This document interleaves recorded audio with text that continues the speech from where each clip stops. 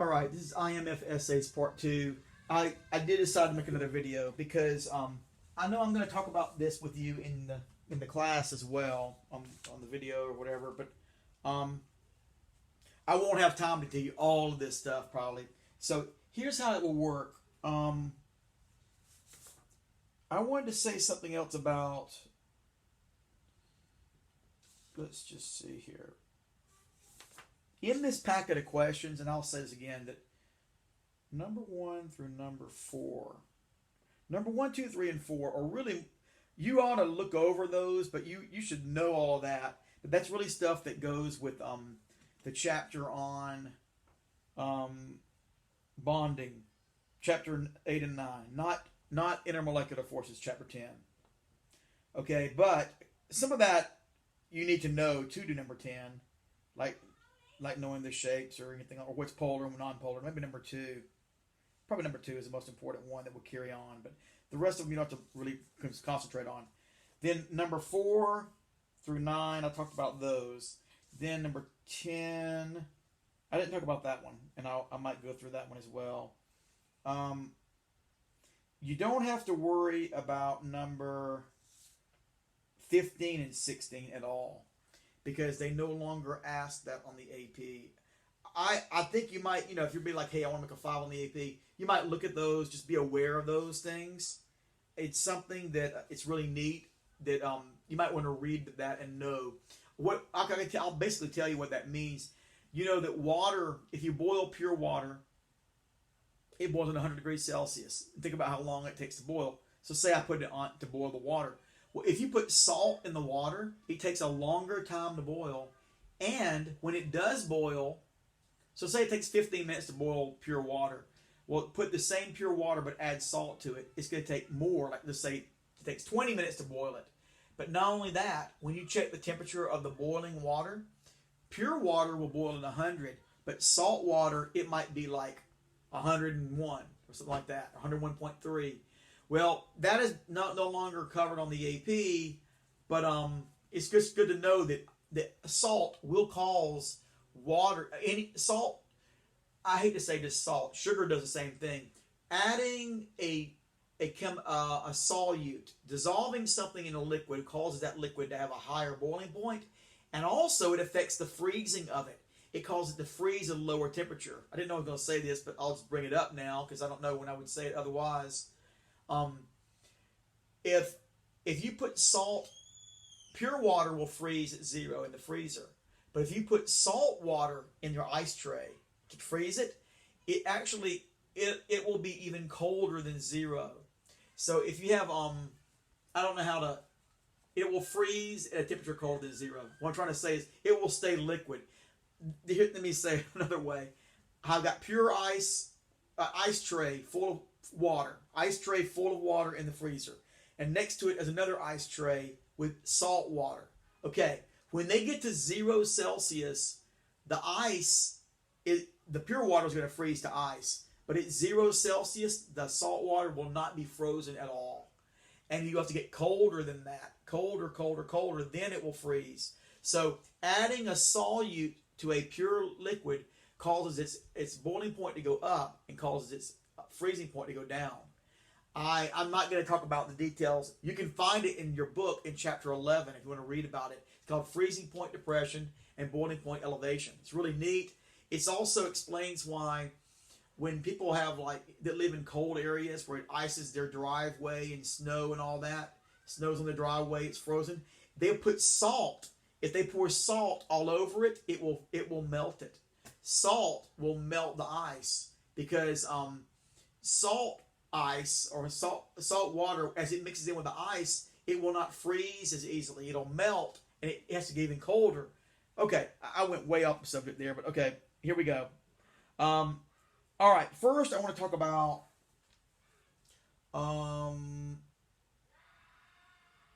let's see. All right, number 10, what has a higher melting temperature, NCl3 or NH3? Well, this is one that you should be able to figure out. I don't need to, from the other one, tell you. Just draw your... Oh, no, hold on a minute. There is...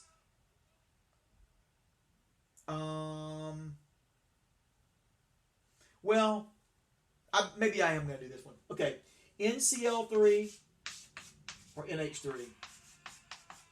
I may want to know what has a higher melting point. It could say higher melting point. It could say higher boiling point. It could say anything I listed on those properties. And the way you do it, you draw your Lewis dot diagrams. And it turns out, you can probably tell, they all look like this.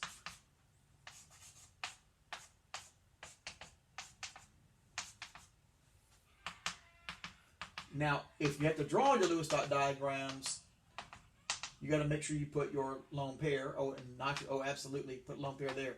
Okay, so then you have to decide what kind of intermolecular or interparticle force do they have. No, not network covalent, not metallic, not ionic. Obviously, we drew the Lewis dot. That means it's molecular compounds. And does it have H bonds? Well, not here. What about this? H is bonded to F, O, or N. Yes, H directly bonded to an N. That means it has hydrogen bonds. So it has H bonds. And as I mentioned at the end of the other video, it would have H bond, dipole, and London forces. All three of those would be acting on ammonia, NH3. But nitrogen trichloride would be a polar molecule. Because as you know, this will be trigonal pyramidal, which it would be tetrahedral geometry. And in the tetrahedral geometry, if you drew it and you showed it like kind of like a tripod with the CLs, the lone pair cannot be canceled out by the N to Cl, N to Cl, N to Cl, the three dipoles that are here in that trigonal pyramidal geometry. So you get a big negative up this way and a positive down there. So it's a polar molecule. Polar means it is dipole-dipole. And it is also has London forces. So this molecule has dipole-dipole and London forces. This one has H bonds, dipole-dipole and London forces. But the strongest, most significant would be H bonds for this, and would be dipole-dipole for that. So you expect this to have a higher boiling point. So this one has H bonds. This one has dipole-dipole. H bonds are stronger intermolecular forces than dipole-dipole. And then you say, as intermolecular force strength increases, the melting point will increase. So you want to make sure that you use the terminology like that. So you always want to bring, this has to almost always be added in there at any question. But it's a good idea. Draw the Lewis dot, tell where they are on the hierarchy, and then, now, let me mention one other thing. Let's just say instead of NH3, I guess I'll throw this in. This is kind of a bonus and something that it could pop up more like on the AP than anywhere else. But think about NCl3, okay? And let's say NCl. Gosh, I'm really cutting it close if I put something like Br. They would really be close. I can do it though, in NBr3. Okay, you'll know what I mean about cutting it close in a minute. Okay, so NBr3 will look the same. You'll have like a tripod thing down here, Br. Now, they're both going to be polar. So if you only base it on polarity, you think who's going to be stronger forces? Only based on polarity. Well, in Fonkelbrish,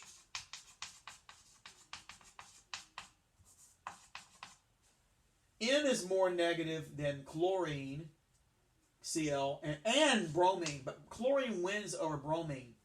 What that means is, in a tug of war, chlorine is closer to nitrogen. So it's like saying, if they're pulling down, it's not going to be, N's going to be pulling from chlorine. Yeah, that's the case.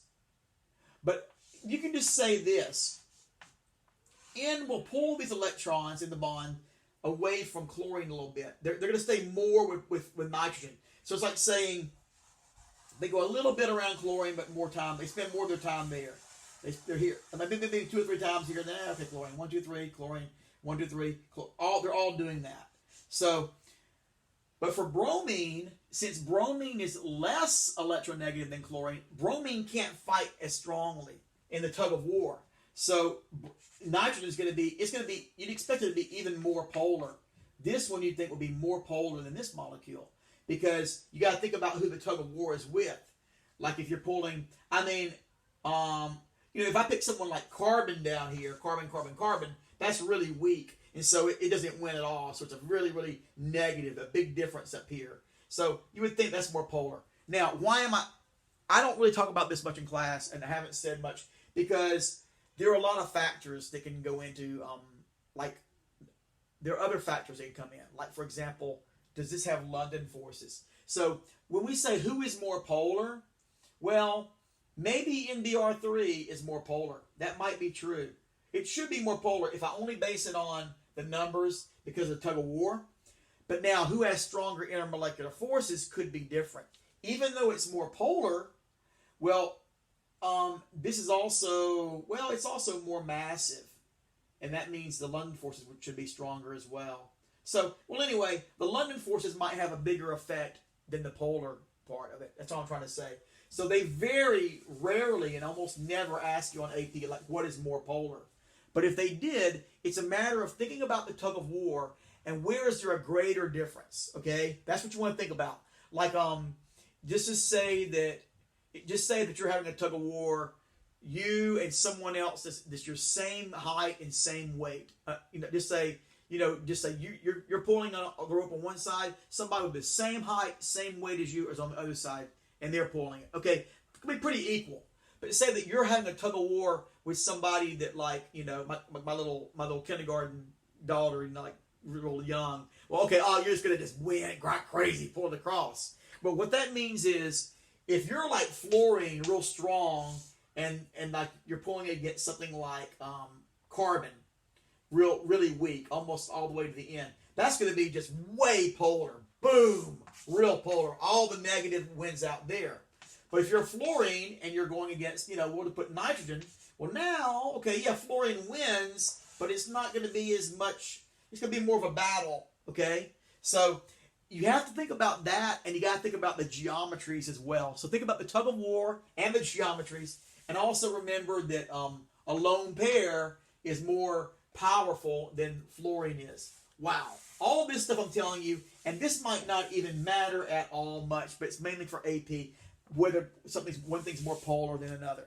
Okay, but anyway, so I explained number 10 there, and I went too far, went on with it. Okay, solubility. Now this matters. What is more soluble in water or oil or whatever? Okay, the rule is like dissolves like. What a strange rule what a strange simplified what is that? Science. Like dissolves like. That doesn't sound exactly scientific, but what they mean by that is something that is polar is best at dissolving things that are polar. Something non-polar is best at dissolving things that are non-polar. Okay? Now, can polar things dissolve non-polar things? Yes, it can happen. The best example, and I always say it, is like oxygen. Uh-oh, what horrible. Oxygen or nitrogen. Well, let's just take oxygen. Let's take oxygen and carbon dioxide. I always use these examples. CO2, now I did not do my full Lewis correctly, but non-polar and non-polar. And will they dissolve in H2O, water? And water is polar and has H bonds. Yes, they both can dissolve in water. Why? They can dissolve because of the London forces. Because H2O also has London forces, and they're able to dissolve. We know that because go look in the ocean, go scuba diving or into a lake, and you'll see plants growing underwater, and you'll see fish underwater that get oxygen through their gills. So there must be oxygen in the water, and there must be carbon dioxide in the water for plants, and this for fish. Okay, so yes, they do dissolve in water. But what is better? Well, if something is polar, it'll be better dissolving in water. Oh, and I left off an important one. Something with H bonds is the best at dissolving something else with H bonds. And I'll show you the example like water. Here's a section where they like to use organic a lot in AP on the exam. They'll show you structures or have you draw a structure. And let's just say I was going to draw ammonia, but that made me think maybe I should draw an amino group. Like let's just put a nitrogen with an H and an H, and let's just put this like HHH.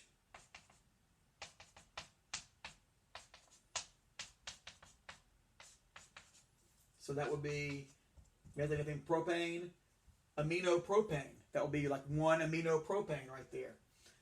All right, would this dissolve in water? Yes, it absolutely would. Because N to H, this would have NH2. N to H forms a hydrogen bond, and H2O will form a hydrogen bond as well. So now if we were to say what will dissolve better than water, this molecule with the two H's on it, or this molecule with, let's just say you have two chlorines on it. Well, the one that dissolves better in water is the one with the H's on it, because hydrogen bonds are best at dissolving things with hydrogen bonds. They'll connect better and stronger like that. Now, I think I've told you before, what happens is, the reason why this NH2, this aminopropane, the reason why this dissolves in water is because this molecule forms hydrogen bonds, and this forms hydrogen bonds, and the water molecules can hydrogen bond to this. So what we mean by an H bond is, the H on one molecule of water, let me get it with the yellow, is going to come over here to the lone pair. This H will attach to this lone pair, and now, of course, on the other side of the H, you have the O, and then you have the other H, and it has its lone pair there as well. So the H on one water molecule will attach to the nitrogen of this, okay? And likewise, now that would be a hydrogen bond, because see, in a hydrogen bond, the very electronegative O pulls the electrons almost completely away from hydrogen. So hydrogen is like nothing but like pure positive. Almost the whole nucleus is exposed. And this is really negative. So that has a lot of negative on it. It would like for something positive to come and attach. In fact, a water molecule could attach this end of an NH2 could attach an oxygen from a water molecule could come along with a lone pair and attach to that H like this. So look at that. A water molecule can bond to the H here, because this is also very, very polar. N, FON, bonded to an H, pulls the electrons from H, and it's nearly exposed positive. This positive H can join onto a lone pair of another hydrogen bond molecule like that and do that. And it will be, now this will not be a covalent bond, it's an intermolecular force, but here I've shown you two places where you can put that. Okay, so anyway, that's a neat thing. And so that tells you why something with hydrogen bonds can form a hydrogen bond with another organic substance. Now there's another one that's weird, and I want to show you this. What if I have this molecule?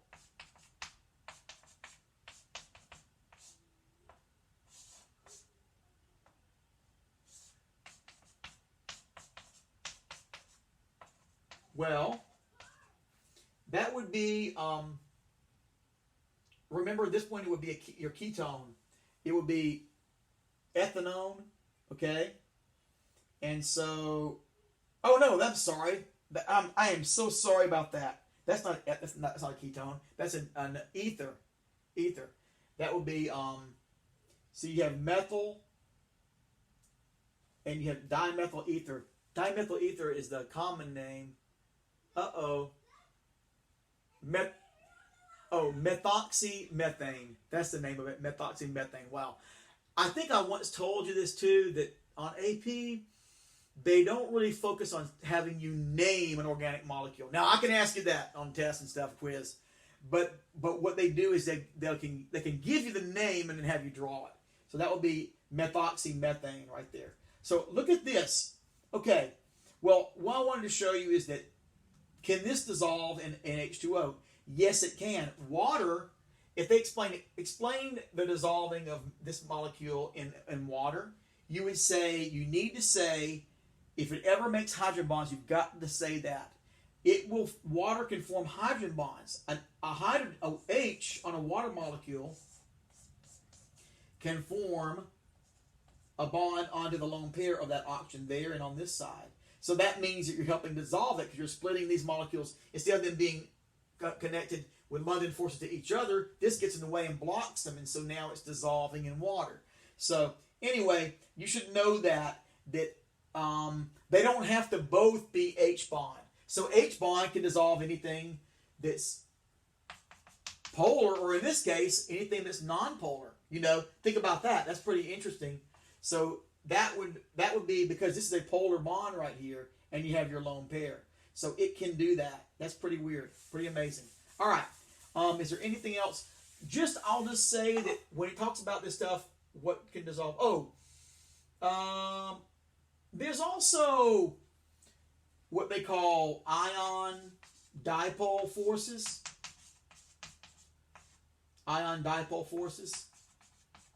We didn't really talk about them where would you put those in intermolecular force? Well, they're kind of like off the chart or on the list there. But it just explains, why does salt dissolve in water? Well, why is salt able to dissolve in water? And we've shown you this so many times before, like sodium chloride, okay? Sodium's positive 1, chlorine's negative 1. So an ion, the positive of sodium, think about in this. Now, this is not positive, negative in terms of ionic charge, but it does have dipole. You have a dipole negative on one end of the molecule. In fact, both of these ends will have lone pair and then dipole positive by these.